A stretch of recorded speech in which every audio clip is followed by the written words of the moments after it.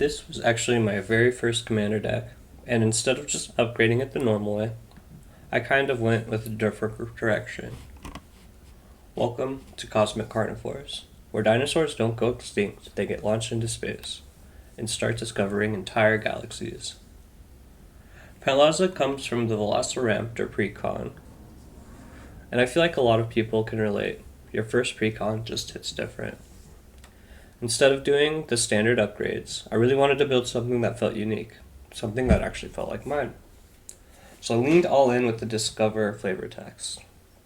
Pantlaza isn't just discovering cards in this deck, he's discovering space.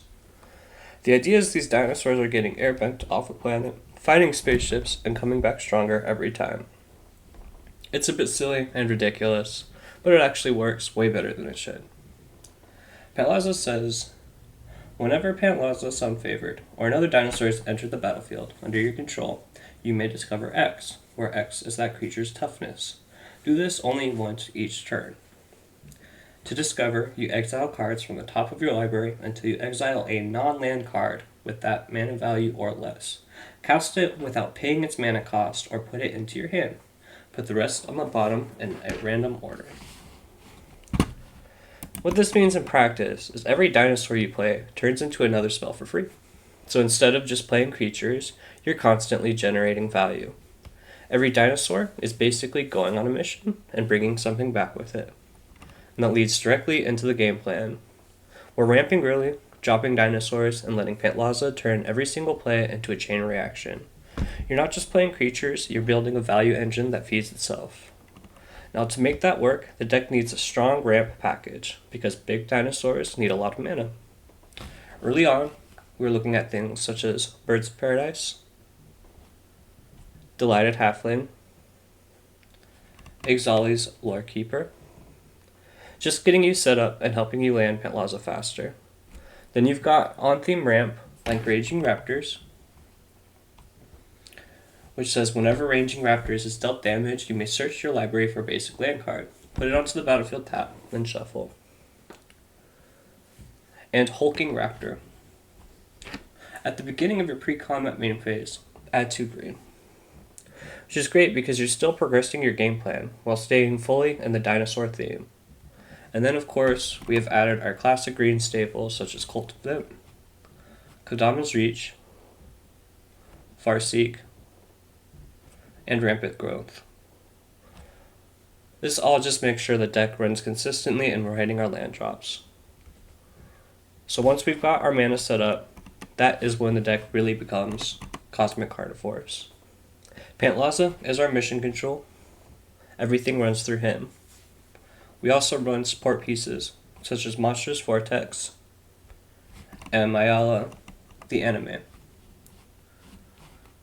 helping you generate even more value and keeping the energy going.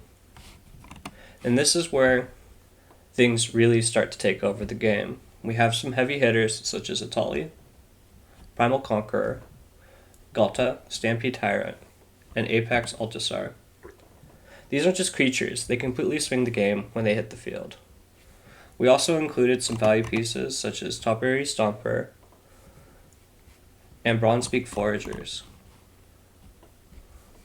keeping things moving while still triggering Discover. We also are including cards such as Marauding Rapper and Polani's Hatchers, just to multiply our output. More dinos equals more triggers and more chaos.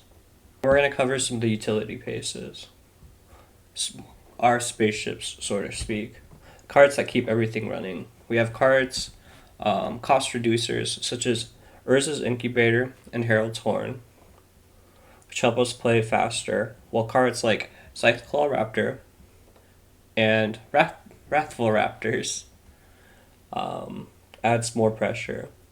We also have cards such as Worldly, Tutor, and Atla Palani, just to give us flexibility to find exactly what cards we need. I think the most unique part of this deck is our airbending, or blinking. Since every time you blink a dinosaur, it leaves, comes back, and triggers the Discover again. So now our creatures aren't just value, they're repeatable value. Cards like Cloud Shift and Ephemerate Let you basically send your dinosaurs back to space and bring them right back for another trigger. And then we have Aang and Monkiatsu to repeatedly hit these effects, tying it all together. We are literally airbending dinosaurs into space. Now for removal in this deck, we don't really have a whole lot. This deck is more aggro, and we're not really care about removing things. We just want to swing and stomp with our big dinosaurs. So we have Swords of Plowshares and Ore Shards. Just efficient answers when we need them. Now, in order to keep our cards running through the deck, for our card draw, we included things such as Garrick's Uprising, Ripjaw Raptor, Runic Armasaur.